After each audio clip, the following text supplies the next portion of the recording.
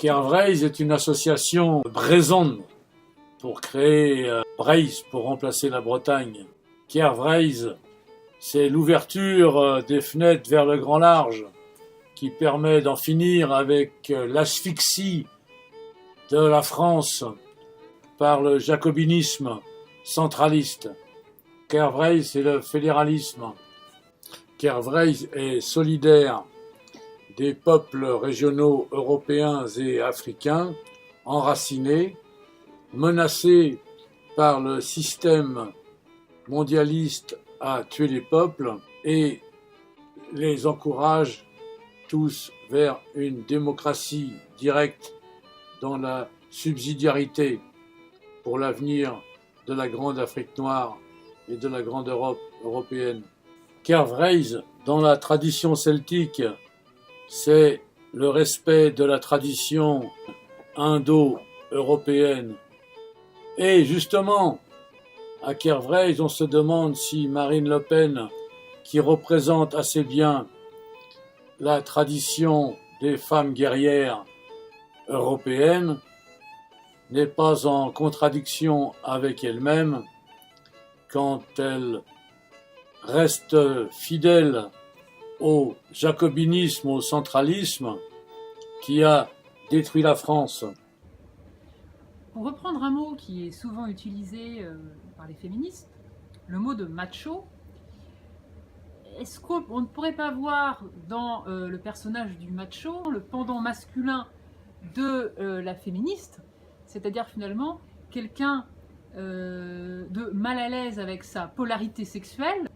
Oui, mais toutes les impostures socio-politiques, historiques, utilisent toujours des termes incapacitants et déconsidérants, comme facho, bougnoul, macho, négro, Pute. barjo, pute, et que sais-je.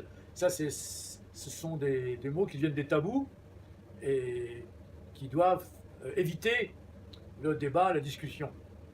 Ça permet d'avoir toujours raison. C'est un réflexe chrétien monothéiste très ancien qui permet de renvoyer du côté du diable l'interlocuteur et on ne discute pas avec le diable. On le méprise et même on le détruit. Ça, c'est organisé par tous les vainqueurs dans l'histoire de l'humanité.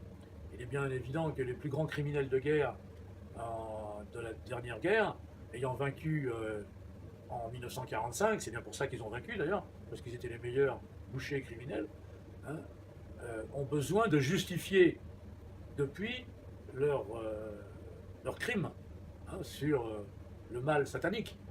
Donc ils continuent maintenant. L'occupation coloniale de l'Europe doit passer par des tabous comme ceux que je viens de citer. Et ce qui est très ennuyeux, évidemment, c'est que les populations dominées ne sont pas conscientes de ça, et parce qu'elles sont dominées, elles imitent tout le temps leur maître, le dominant. C'est-à-dire qu'elles se font le phénomène d'écho de tout ce qui se passe aux USA. Et même dans des associations ou des mouvements qui seraient censés être contre et être conscients de ce phénomène, on reproduit ces mouvements extérieurs. C'est le phénomène d'écho, c'est les singeries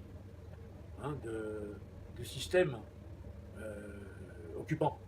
Ça s'est vu partout, en Afrique, dans le Maghreb, et même à l'intérieur de l'hexagone de la République française. Les vaincus, c'est-à-dire les provinciaux, cessant d'être des régionaux, c'est-à-dire des régions, des royaumes, ont été complexés de leur particularité et de leur culture, et pendant 2 siècles, ils ont tout fait pour se parisianiser. Et maintenant, pour s'américaniser, Paris s'américanise. C'est une double aliénation qui remplit les hôpitaux psychiatriques. Il faut lire les publications de l'Institut d'ethnopsychiatrie de Georges Devereux, les faut se procurer les textes de Toby Nathan sur l'ethnopsychiatrique. En fait, le féminisme est une des nombreuses idéologies de compensation provoquées par les frustrations dues au déracinement qui est la suite du colonialisme, le déracinement des peuples de leur culture et de leur histoire a entraîné de nombreuses déviations, maladies mentales, comme l'alcoolisme, le militantisme, gauchisme, etc., etc.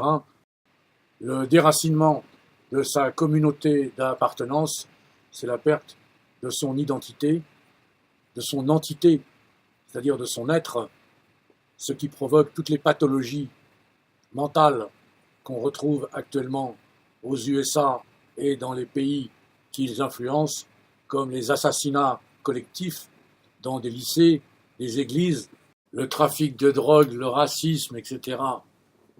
Tout cela a été très bien analysé par des amis psychiatres que j'ai eu l'occasion de fréquenter dans ma vie, comme le docteur Guy Étienne de Châteaulin en Bretagne, comme Guy Carreau, qui a analysé les origines de l'alcoolisme en Bretagne, le docteur Philippe Carrère, qui a analysé les origines du matriarcat psychologique des Bretons, le docteur Toby Nathan, de l'école d'ethnopsychiatrie de Georges Devereux, comme Boris Cyrulnik.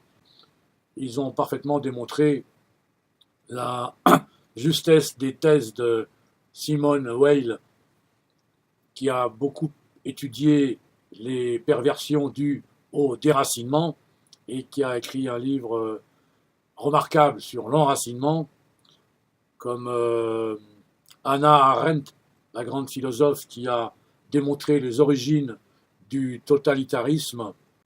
Le totalitarisme qui est la suite logique donc du déracinement des régionaux de leur campagne qui deviennent corvéables et manipulables à merci dans les cités industrielles tout au long du XXe siècle, ce qui a donné le fascisme et le nazisme, puisqu'ils pouvaient être manipulés comme esclaves salariés dans les usines.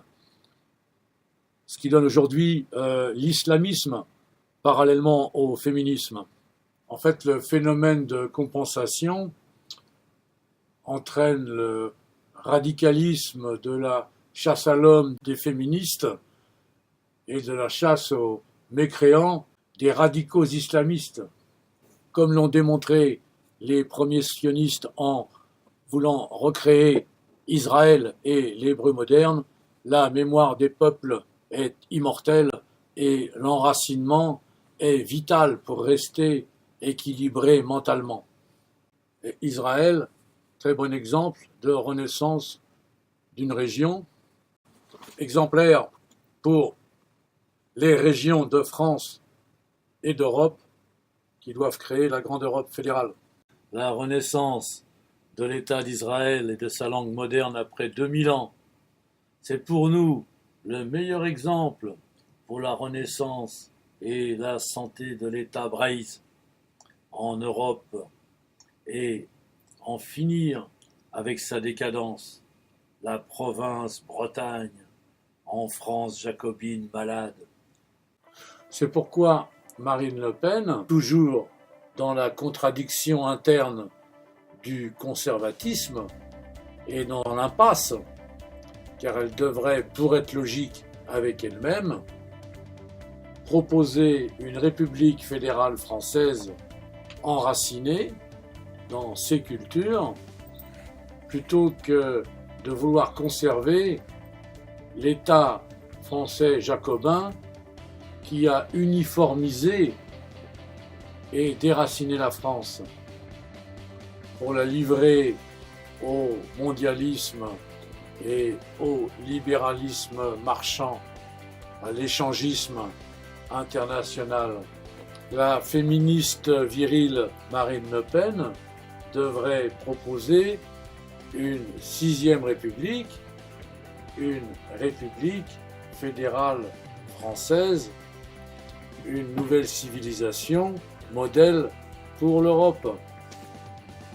Cette république fédérale française pourra servir de modèle pour l'Europe et la France ainsi reprendrait tout son prestige dans l'Europe et dans le monde.